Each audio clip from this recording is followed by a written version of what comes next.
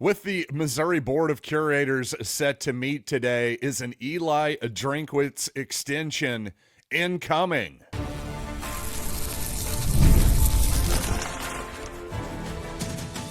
You are Locked On Mizzou, your daily podcast on the Missouri Tigers. Part of the Locked On Podcast Network, your team every day. Hail, you true sons and daughters. I'm John Miller, your Mizzou mafioso and the central scrutinizer of Missouri Tigers football and basketball. And on today's program, well, just as Honor Boating seems to be getting back into the swing of things, Trent Burns gets his first action and points as a Tiger. Well, unfortunately, Jayden Stone is going to be out a few weeks, so I got to talk more about that. And, of course, Burns' debut yesterday. And, of course, how long is this Eli Drinkwitz saga going to last? I do think the timing here is important. But you know what? Before I start my spiel, I am going to tell you that this episode is brought to you by Gametime. Download the Gametime app, create an account, and use code LOCKEDONCollege for $20 off your first purchase.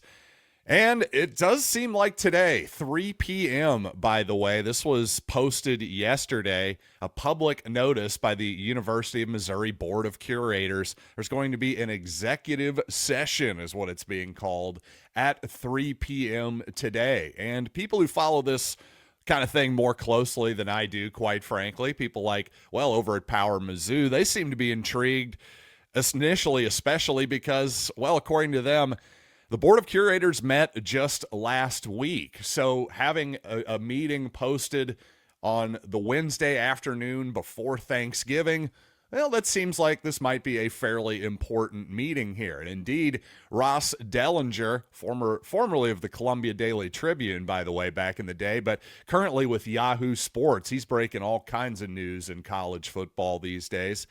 Again, he points out the Missouri BOC meeting on Wednesday.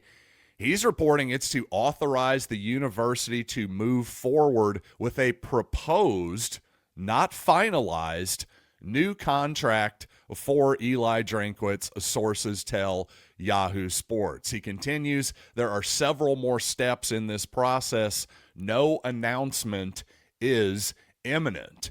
So it certainly seems like at least the steps are being taken here to formalize and finalize a contract here with Eli Drinkwitz to stay at Missouri. Quite honestly, it's hard for me to imagine a negative outcome in this particular Board of Curators meeting. Perhaps it ends up being a nothing burger. That's probably the worst case scenario. Again, this just seems like my point here. This has got to be good news if you're a Missouri fan. Almost certainly. Now, it does seem like, again, the timing is going to be interesting here. If indeed Missouri announces an extension before the Arkansas game, well, that'll make Missouri fans feel nice and warm and fuzzy inside on this Thanksgiving weekend. But if it plays out a few days after that, well, maybe it's because we're waiting on Lane Kiffin still? Is that still a thing? Because, again, Ross Dellenger, all kinds of other people nationally, it just seems like the general consensus is that, well, Eli Drinkwitz is at least LSU's backup plan. If the Lane Kiffin plan, that's plan A. If that goes awry, well, plan B is Eli Drinkwitz. So, to me, as I've pointed out before, earlier in the week, just logically speaking, I thought it was Eli Drinkwitz was either going to be at Missouri, and I was betting on him being at Missouri, but if he went anywhere else, to me, it was either LSU or nothing. So if Lane Kiffin goes to LSU, pretty obvious that Eli Drinkwitz is going to stay at Missouri. And I will say this, Dellenger again, he says several more steps in the process, no announcement is imminent. Well, what does imminent mean in this case? Does that mean in the next 24 hours? Does that mean in the next week? Because there's a heck of a lot of difference there. I will say this. The reason I'm more optimistic on it is because I think the closer we get to the Egg Bowl, Ole Miss versus Mississippi State, by the way, that is a Friday morning, 11 a.m. kickoff. So as we get closer and closer to that, we're about 48 hours away from it as I record this podcast. Well, the powers that be, whether it's Lane Kiffin, the Ole Miss AD, of course the LSU AD, all of the biggest, most powerful players, we get closer and closer here, the more likely that they know what's going to happen. Of course, Ole Miss and Kiffin have come out and said, hey, there's going to be an announcement on his future after the game.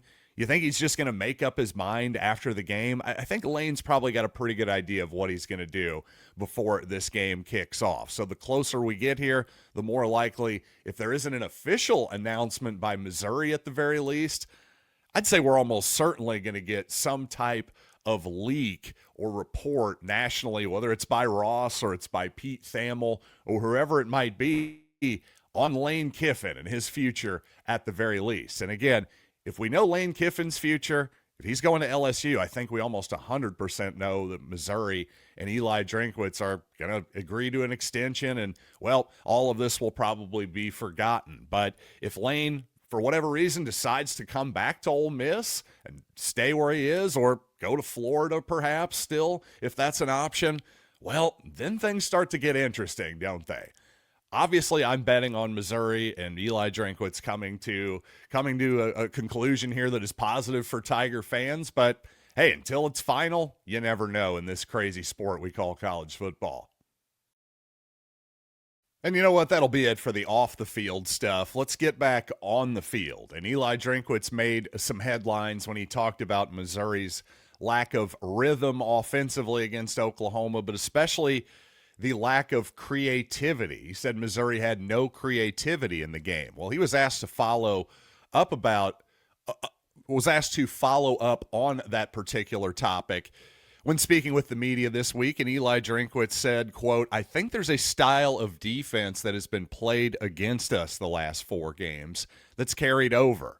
And if somebody's going to play an extra hat in the box and play man-to-man, and you can't figure out how to get people open or create explosive plays, then that lacks what we need to do in order to be successful." So not a lot of specifics as far as what Missouri needs to actually do there, but I thought it was interesting that he basically said, hey, people are playing 8 men in the box and they're playing man-to-man on the outside. We've just got to win better on the outside and, of course, on the inside with your slot receivers as well. So it just seems, basically confirming what I saw is that, well, Oklahoma is coming downhill against the running game. They've got too many men in the box a lot of times for Missouri to block, and there's just not enough respect for the Missouri passing game. So that was basically confirmed there by Drinkwitz. I would also say he basically confirmed what I said on place kicks as well. It's all by design. Obviously, Missouri meant for Jordan Harris specifically, who some people wanted to blame there. No, he was doing exactly what he was coached to do. Simply put, you can't block everybody. You've got 11 men on defense, and you've got, well, in theory, 9 men to block and 1 kicker, 1 snapper. So sometimes you got to make choices there. I do understand that. And what Missouri has chosen to do is try to get kicks off quick enough that they don't have to block those edge defenders. And to Drinkwitz's point there, when they put in the other kicker, well, apparently they got it off quicker and there was no problems there. But again, not the first time that this has happened this season, that is for sure. And by the way, I thought Drinkwitz did have a good note just simply on Beau Pribula. Obviously didn't play his best game, but he said, I thought he was courageous. And I have to echo those statements too. I mean, after that injury, less than a month later, I believe, after dislocating your ankle, for Pribula to come back and show absolutely no fear in that game whatsoever, running the ball,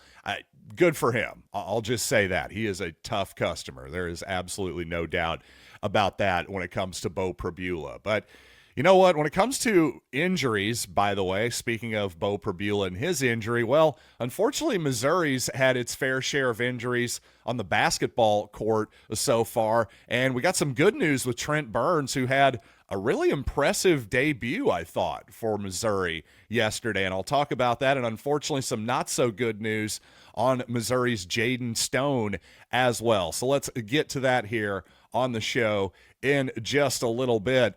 But you know what? I do have to talk about FanDuel because the NBA is back and there's no better place to get in on the action than FanDuel, the official sports betting partner of the NBA. And even if you miss the start of the game or you just want to ride the hot hand, well, FanDuel has live bets. And you can even combine your live bets into a same-game parlay for a shot at an even bigger payout. It really does keep all the games interesting, and that's, to me, what it's all about. It's not about, well, profit. It's about just having fun. Let's be realistic out here, people. So right now, FanDuel is giving new customers $300 in bonus bets when your first $5 bet wins. So head to FanDuel.com to sign up and play your game with FanDuel, the official sports betting partner of the NBA.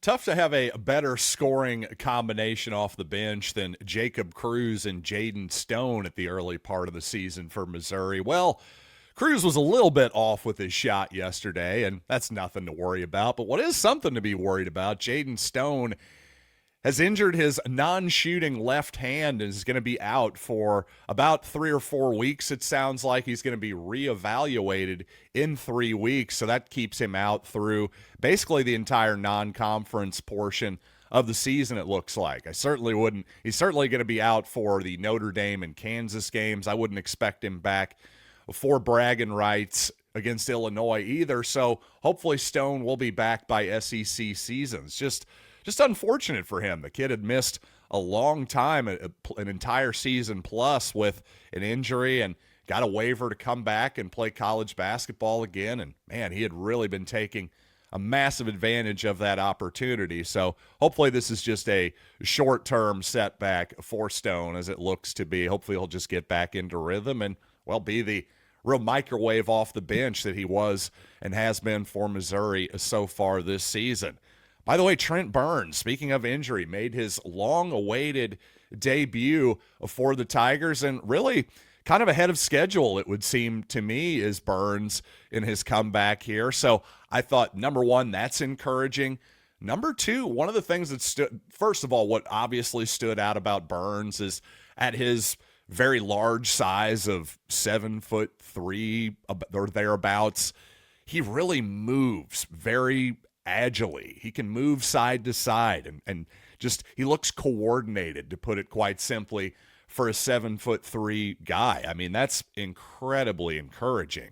So if he can just stay on the floor, quite honestly, yeah, we've got something there with Trent Burns. He obviously is very short on experience, and he's going to make some mistakes out there for sure. But I just thought the fact that he's been billed offensively as a three-point shooter, well, the fact that I didn't even see him even look at the rim or even hang around the three-point line last night. He did all of his damage in the paint, and which is great to see. Don't get me wrong. If he has the three-point shot in his bag, by all means, run some pick and pop with him on occasion. I'm all for it. But just the fact that, hey, getting his feet wet against a smaller opponent, the fact that he was able to impose his will a little bit in his first action, encouraging, man. Trent Burns is a really, really interesting piece. Let's just hope that he can stay healthy the rest of the season. One thing I noticed, my friend over at 573Ts, it felt like he was subtweeting me this morning when he said, hey, if you're surprised by how well Trent Burns moves, well, you haven't been watching his TikTok. Hey, guilty as charged there, pal. I have not been watching Trent Burns' TikTok. And quite honestly, the reason I bring that up is because my attitude with Burns this whole time has been, hey, I'll believe it when I see it. Well, now we've seen it. I've seen a glimpse in a real Missouri basketball game, and I got to say, I'm pretty intrigued. So a very interesting start to the young man's career there, I would say. Again, not just a three-point shooter. That's a really encouraging sign, in my opinion. And by the way, my dad had to be delighted when he did the Bill Russell thing of blocking the jump shot and then grabbing it inbounds and saving it to his teammate. Well done. Also, by the way, South Carolina State quite simply let Missouri just pass the ball around the perimeter too easily. If you're not going to pressure the ball against Missouri, we're just going to be way too comfortable, and we're going to score 90-plus points on absolutely anyone And indeed, we did get 98 points in that ball game. And to Missouri's credit, I thought the ball movement was excellent. Really good passing, teamwork, the whole deal. And on that point, by the way, I really like how Luke Northweather is just under control, seemingly at all times. He never takes a bad shot. I love how calm he was when he did that shot fake on the right corner, just dribbled it out to the left, calmly made a three-pointer. He's just a calming presence out there for the offense when he's on the court. On the negative side, I would say there were at least a couple times, maybe more, where Missouri got caught on a fast break, giving up a layup on the other end after we made a basket on the other end. And that's really kind of inexcusable. Sometimes that happens when the point guard will make a layup and, the guy who's often the very last guy back on defense gets caught under the basket. Your floor balance is a tiny bit off. I didn't really think that was it, though. I just thought Missouri was a little bit lackadaisical there at times, and obviously that's something they're going to have to clean up in the SEC, because those teams are going to get out there and punish you with dunks if you're that type of laziness, if you exhibit that type of just lack of attention to detail, lack of effort, whatever it was. But to me, just after you've made a basket like that, you can't be giving up a layup on the other end on multiple different occasions. By the way, I will say I didn't kind of enjoy character night last night. It was fun. I took my 3-year-old daughter to it. We got pictures with Bluey and Bingo. And I have to say, the reason I'm bringing this up is because while South Carolina State, obviously not a great opponent, there was never any doubt that Missouri was going to win that game and win it quite easily. And at times as a fan, as a season ticket holder, I've said, it'd be nice if we could spruce up the non-conference schedule a little bit, especially at home. Well, you know what?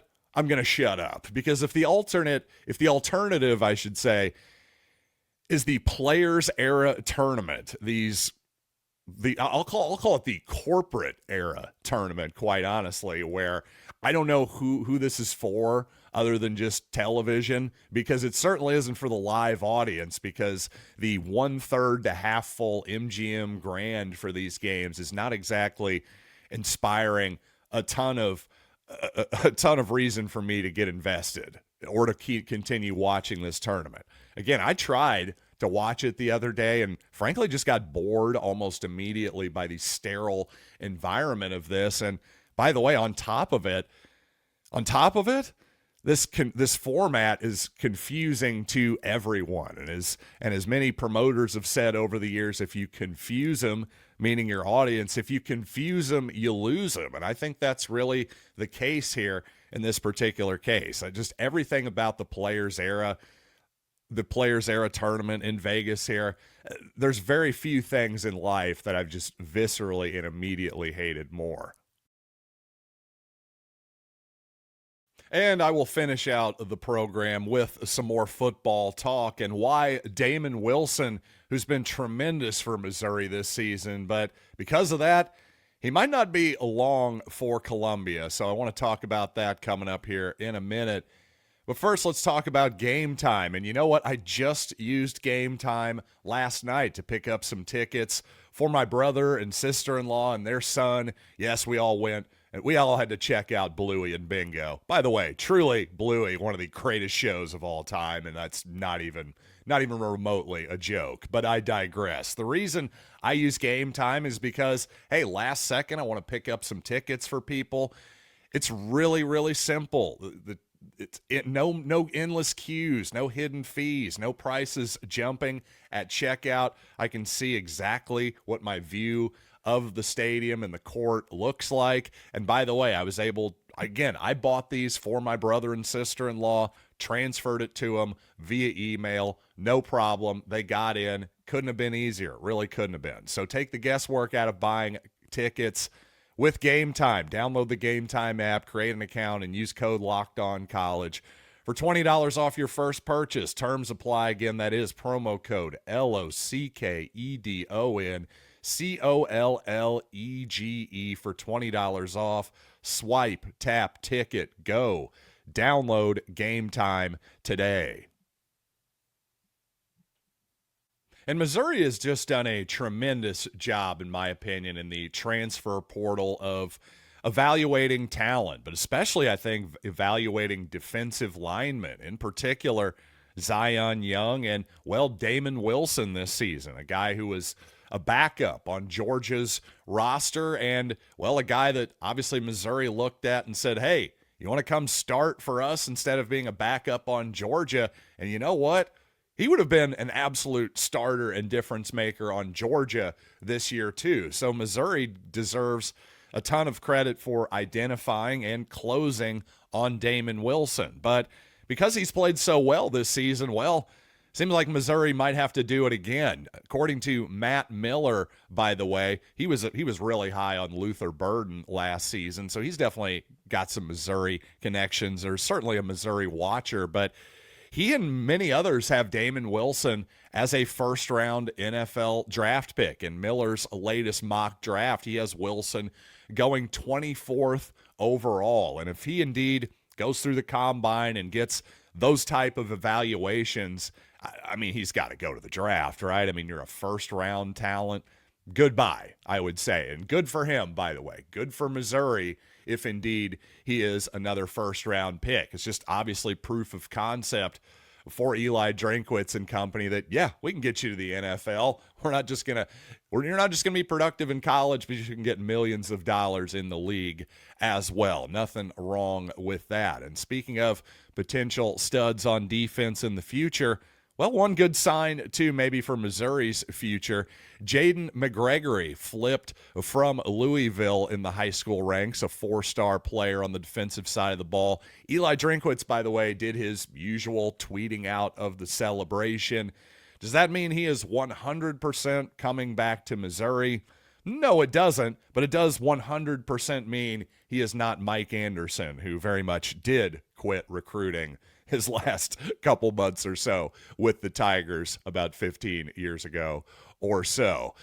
Also, by the way, here's one thing I want to close out the show with as well as he hems and haws. What was I going to talk about? Here it is. Yes, Ahmad Hardy and Kewan Lacey, by the way, finalists for the Doak Walker Award for the nation's best running back. Again, Curtis Looper, you're doing a heck of a job, man. Speaking of evaluating talent, Kewan Lacey, Ahmad Hardy, well done. I'll give myself a slight pat on the back, too, because I thought Hardy could have absolutely huge numbers this season, even potentially Heisman Trophy-like numbers if Missouri was a good enough team. Well, that didn't happen. If the Missouri passing game had been a little better, good enough to win 2 or 3 more ball games, and also loosen up the defense for Hardy a bit, I think that very much could have come to fruition. We'll see what happens next season when Hardy is almost certainly back with the Tigers. By the way, one more thought I do want to close out here on the show. Eli Drinkwitz was talking about betting. Well, of course, Missouri is legalizing betting officially on December 1st. Hey, FanDuel, you know what to do. The point here is, though, Drinkwitz, like a lot of people, is worried about the impact of betting on the sport. He says, quote, "In fact, I think that betting has become more important to some fans, more important than the actual result of the game, which I think is a little bit dangerous." Now, I completely understand the sentiment here and why people would have this initial thought, but I have a couple of my own thoughts. Number one is somebody who has played fantasy football since the 1990s, back when you had to play it on a dial-up internet connection. And because of that, well, the sport was the game of fantasy football was far less popular. Well, nowadays, everybody's uncle and aunt are playing fantasy football. It's one of the most popular pastimes in the country. And people have said the exact same thing about fantasy football. Like, oh, this is terrible. That means that people are only going to root for their fantasy teams instead of their actual teams. Well, you can certainly see moments when your son will cheer when the Raiders guy scores a touch. Say he has Brock Bowers on his fantasy team, and you're going, wait, son, I thought you were a Chiefs fan. Why are you cheering right now? And he's going, oh, sorry, Dad, I'd wanted Brock Bowers to catch that touchdown. That doesn't mean he's not a Chiefs fan, though. And eventually he'll grow up and realize, this fantasy football stuff isn't that important. The point is, it's not as though the parking lots at Arrowhead Stadium are not still full of people in red jackets and Chiefs jerseys and, well, lots of brisket and barbecue as well. But you get my point. Fantasy football has not hurt the NFL. In fact, I would argue the NFL is more popular than ever, probably in large part because of fantasy football. Also, the idea that betting is some new pastime or something, well, that's a bit of a naive concept, isn't it, also? So anyway, that's my thoughts to close out today's episode. And I'll tell you this, obviously with the 3 p.m. meeting here with the Board of Curators, there's some potential for some big news here. So I don't know when my next episode is going to be, but if something major happens, you can bet that I'll be here to talk about it. So just stay subscribed on YouTube, on Spotify, on Apple Podcasts, however you like to consume Locked On Mizzou. I certainly am thankful for it. Thankful for all of you here on this Thanksgiving Eve. So until next time, by the way, I am thankful for thanks for making this podcast network #1 in the world, by the way. That's not too shabby as well. So have a good Thanksgiving. At the very least, I will see you all on Black Friday after the latest Missouri basketball game on Friday. So at the very least, I'll see you then. Could be before then. Again, stay subscribed and you'll find out. Thanks for joining me today. Thanks for joining me today here on Locked On Mizzou. Happy Thanksgiving, everybody.